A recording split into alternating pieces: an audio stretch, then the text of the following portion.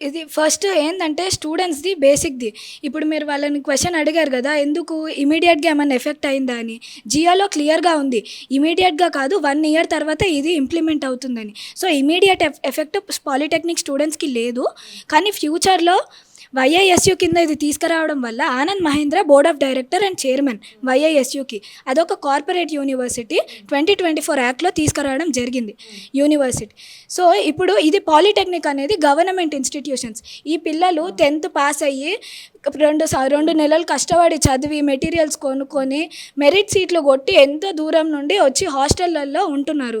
So, వాళ్ళు merit సీట్లు కొట్టి ఇప్పుడు ఇప్పుడు ఇంటర్మీడియట్స్ ఉన్నాయి, వొకేషనల్స్ ఉన్నాయి, వేరే చాలా కోర్సెస్ ఉన్నాయి కదా 10th తర్వాత.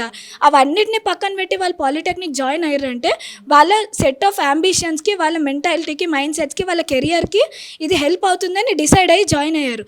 ఇప్పుడు వైఐఎస్‌యులో కలపడం వల్ల ఆ కోర్ ఎసెన్స్, ఆ అంబిషన్స్‌ని మెయిన్ దాన్నే పోయే అవకాశం ఉంటుంది. సో, స్టూడెంట్స్ భయం కూడా అంత అదే. సో, ఇప్పుడు నేను ఉస్మానియా యూనివర్సిటీ లా స్టూడెంట్ విద్యార్థిని. ఇప్పుడు మా కాలేజ్ మెయిన్ క్యాంపస్ కింద ఒక 24 అఫిలియేషన్ కాలేజెస్ ఉంటాయి. లా కాలేజెసే ఉంటాయి. ఇప్పుడు ఆ లా కాలేజ్ కాకుండా engineering college, law college merge అయితే లా లా చదువుకున్నాడు ఇంజినీరింగ్ ఏది అని ఫ్యూచర్ ఎట్లా డిసైడ్ చేస్తాడు? ఇప్పుడు దీంట్లో కూడా ఐటీఐ, ఏటీసీస్, పాలిటెక్నిక్స్ మెర్జ్ చేస్తే కార్పొరేట్స్ పాలిటెక్నిక్ వాళ్ళకి ఏం కావాలి అనేది వాళ్ళకి ఎట్లా తెలుస్తుంది? అకాడమిక్స్ మారుతుంది, సిలబస్ మారుతుంది, ఇవన్నీ ఇబ్బందులు ఉన్నాయి. ఇంకా టీచర్స్ పే స్కేల్ మారుతుంది, వాళ్ళ ప్రమోషన్స్ ఇవన్నీ థ్రెట్. సో, ఇంకా ఇది కార్పొరేట్లో ఇది national education policy direct implement చేసే సెంట్రలైజేషన్ ఆఫ్ ఎడ్యుకేషన్, కమర్షియలైజేషన్, ప్రైవేటలైజేషన్ చేసే ఇంటెన్షన్తో తీసుకొని వచ్చారు శక్తి అనేది. సో, ఇది డైరెక్ట్ ఇంప్లిమెంట్ అవ్వడం వల్ల ఇప్పుడు ఫ్యూచర్లో మనకు 1 ఇయర్లో ఈ ఇంపాక్ట్ తెలియకపోవచ్చు, కానీ 2-3 ఇయర్స్లో పాలిటెక్నిక్ భ్రష్టు పట్టిపోతుంది, నాశనం అయిపోతుంది. ఆ గవర్నమెంట్ సెక్యూరిటీ ఏదైతే స్టూడెంట్స్కి ఉందో అది పూర్తిగా పోయి ప్రైవేటలైజ్ అయిపోతుంది. మెల్లిమెల్లిగా దీనికి ఫండ్స్ ఆపేసి క్లోజ్ చేసే అవకాశాలు కూడా ఉంటాయని మేము చెప్తున్నాం. సో, ఇది పాలిటెక్నిక్ చదివితే పక్కా జాబ్ అని చాలామంది పాలిటెక్నిక్ జాయిన్ అవుతూ ఉంటారు. ఏ శక్తి తీసుకురావడం వల్ల ఈ పాలిటెక్నిక్ చదివే వాళ్ళకి ఫ్యూచర్లో ఎలాంటి ఇబ్బందులు ఎదుర్కొనే అవకాశం ఉంది? సో, శక్తి అదే ఇప్పుడు 3 మెర్జర్ చేస్తున్నారు కదా, వాళ్ళకి ఏం కోర్సెస్ ప్లంబింగ్ కానీ లేకపోతే వేరే వొకేషనల్ కోర్సెస్, ఇవి ఏటీసీస్ కూడా vocational courses, polytechnic technical courses. వీళ్ళు ఇంజనీర్స్గా అయినప్పుడు 3 ఇయర్స్ అయిపోగానే వాళ్ళకి ఇండస్ట్రీ ట్రైనింగ్ ఇచ్చి బీటెక్లో లాటరల్ ఎంట్రీతో పాటు వాళ్ళకి పార్ట్ టైం జాబ్స్ కూడా ఆఫర్ చేసేది. సో, వాళ్ళకి డిప్లొమా చేస్తున్న టైంలోనే వీళ్ళకి జాబ్ ఆపర్చునిటీస్ మంచి పే స్కేల్ వస్తుంది. 60,000 వరకు చేసే వాళ్ళు కూడా ఇప్పుడు విద్యార్థులు ఉన్నారు. సో, ఫ్యూచర్లో ఇంకా బీటెక్ చేసి హయ్యర్ స్టడీస్ చేస్తే మంచి ప్రొడక్షన్, అంటే వీళ్ళ ఇంటెన్షన్ పాలిటెక్నిక్ జాయిన్ అయినప్పుడు వాళ్ళు ఎవరి కింద పని చేయాలి అని అనుకోరు. ఈ స్టూడెంట్స్ మేము ప్రొడక్షన్ చేస్తాం, మేము ఇంజనీర్స్, మేము కొత్తవి క్రియేట్ చేసి మేము జాబ్ ఇస్తాము అని హయ్యర్ అంబిషన్స్తోని, హయ్యర్ ఎయిమ్స్తోని వాళ్ళు జాయిన్ అవుతారు. ఇది చేయడం వల్ల ఈ ఆనంద్ మహేంద్ర లాంటి వాళ్ళు ఏదైతే ఉన్నారో వీళ్ళు వాళ్ళకి నచ్చిన, ఇప్పుడు ఆనంద్ మహేంద్ర డీల్ చేసే బిజినెస్ ఏదైతే ఉందో వాళ్ళకి నచ్చిన కోర్సెస్ దీంట్లో ఇంప్లిమెంట్ చేస్తే చీప్ లేబర్స్గా 15,000 20,000 శాలరీస్ కోసం ఒక 2 నెలలు డిప్లొమాని తీసేసి 2-3 నెలలు లేకపోతే 2 సంవత్సరాలకు జస్ట్ ట్రైనింగ్ ఇచ్చి సర్టిఫికేట్స్ ఇచ్చి దాంట్లో వీళ్ళకి చీప్ లేబర్స్గా ఇమీడియట్గా జాబ్స్ ఇచ్చేస్తారు.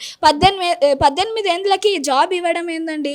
వాళ్ళు చదువుకుంటా అన్నప్పుడు స్టూడెంట్స్ దగ్గర నుండి విద్యను లాక్కోవడం ఏంది? నాకు అర్థం కాదు. వాళ్ళు ఇష్టం ఉన్నంత రోజులు చదువుకోవాలి, ఎంతనన్నా చదువుకు అడ్డు ఉండొద్దు.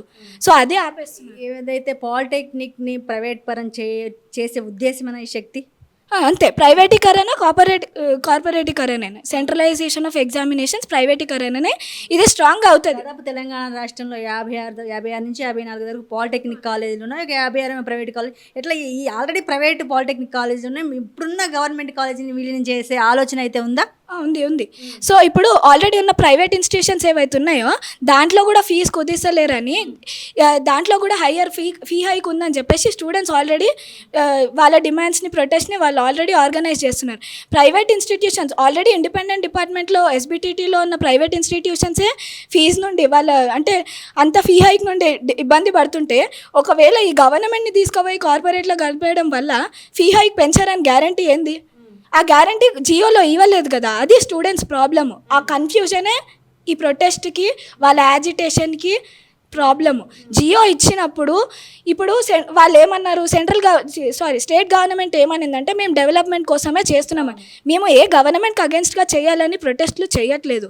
మా ఇంటెన్షన్ ఏంది, ఒకవేళ మీరు నిజంగా సెస్ ఫండ్సే రిలీజ్ చేయాలనుకుంటే, ఫండ్స్ని యూటిలైజ్ చేయడానికే దీంట్లో మెర్జ్ చేయాలి అని అనుకుంటే, ఎస్బిటిటి బోర్డ్ ఆఫ్ డైరెక్టర్స్కి, ప్రిన్సిపల్స్కి, టీచర్స్కి, స్టూడెంట్స్కి కన్సల్ట్ అవ్వకుండా, సైలెంట్గా మీడియాకి ఇవ్వకుండా సైలెంట్గా జియో రిలీజ్ చేసి ఇంత హడావిడిగా దీన్ని చేయాల్సిన అవసరం ఏముంది? బోర్డుకి చెప్పాలి కదా, టీచర్స్ వదిలేయండి, వీళ్ళందరూ వదిలేయండి, బోర్డుకి తెలవాలి కదా. కంట్రోల్ చేస్తున్న బోర్డుకే ఇన్ఫర్మేషన్ లేదు. జస్ట్ క్యాబినెట్ కూర్చొని పాలిటెక్నిక్ ఫ్యూచర్ ఎట్లా డిసైడ్ చేస్తుంది? అది ఇబ్బంది. దాని లెక్చరర్స్ కూడా ఆందోళన వ్యక్తం చేస్తున్నారు. ప్రతి పాలిటెక్నిక్ కాలేజ్ నల్ల బ్యాడ్జీలు తగిలించుకుని లంచ్ అవర్లో వాళ్ళు నిరసన వ్యక్తం చేస్తున్నారు. అంటే లెక్చరర్స్ ఎలాంటి నష్టపోయే అవకాశం ఉంది ఈ స్కీమ్ వల్ల? వాళ్ళ పే స్కేలు, తర్వాత ప్రమోషను, అండ్ ఈ డిప్లొమా లెక్చరర్స్కి వీళ్ళు degree standard lecturers, diploma lecturers polytechnic ఇన్స్టిట్యూషన్స్లో. సో వాళ్ళ పే స్కేల్స్ డైరెక్ట్గా ఎఫెక్ట్ అయితే, వాళ్ళ ప్రమోషన్స్ ఎఫెక్ట్ అయితే, కరికులం మారే ఛాన్సెస్ ఉంటాయి. వాళ్ళ పర్మనెంట్, ఇప్పుడు వాళ్ళు గవర్నమెంట్ టీచర్స్ దీంట్లో కదా, వాళ్ళకి పర్మనెంట్ ఒక బేసిక్ సెక్యూరిటీ, వాళ్ళకి కొన్ని బెనిఫిట్స్ ఉంటాయి గవర్నమెంట్ లెక్చరర్స్ కాబట్టి. ఇవి కార్పొరేట్ చేయడం వల్ల వాళ్ళు ఆ సెక్యూరిటీ కోల్పోతారు. వాళ్ళ ఎంప్లాయ్మెంట్ ఆ పే స్కేల్ ఏదైతే ఉందో ఇప్పుడు వస్తున్న మార్జిన్ తగ్గిపోయే ఛాన్సెస్ ఉంటాయి.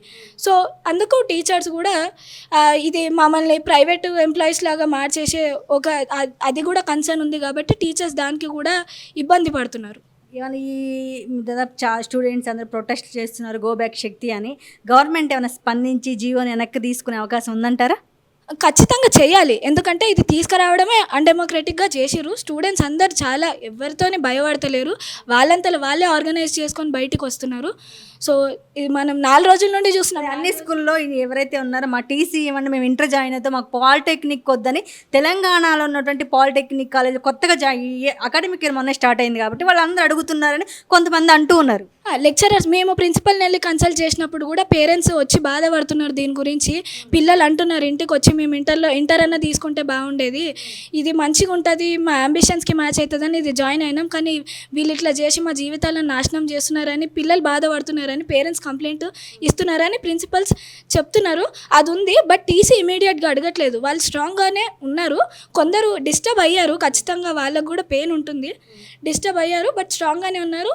ఇది రోల్ బ్యాక్ చేసుకునే వరకు మేము ఫైట్ చేస్తామని వాళ్ళు కాన్స్టెంట్గా చెప్తున్నారు. స్టూడెంట్స్ అయితే మేము వెళ్ళి మాట్లాడినప్పుడు.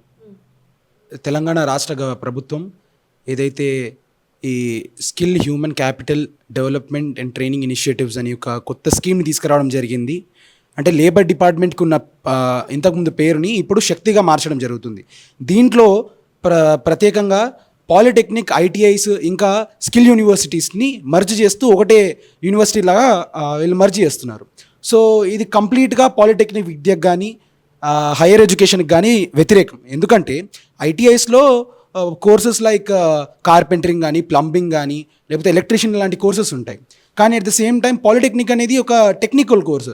మీరు హైయర్ ఎడ్యుకేషన్ వెళ్ళడానికి చాలామంది poor students, lower middle class students intermediate తర్వాత ఎంసెట్కి కావాల్సిన కోచింగ్ని అఫోర్డ్ చేయలేక చాలామంది పాలిటెక్నిక్లో జాయిన్ అయ్యి వాళ్ళు తర్వాత వాళ్ళ లాటరల్ ఎంట్రీ త్రూ ఈజీగా సీట్ వస్తుందని చెప్పి దీనిలో జాయిన్ అవుతారు. అండ్ ఇంకోటి ఏమని హోప్ పెట్టుకుంటారంటే పాలిటెక్నిక్లో జాయిన్ అయితే ఈజీగా వాళ్ళకి జాబ్ ఆపర్చునిటీస్ ఎక్కువ ఉంటాయి. ఎందుకంటే ఇక్కడ పాలిటెక్నిక్లో టెక్నికల్ ఎక్స్పోజర్ ఎక్కువ ఉంటుంది.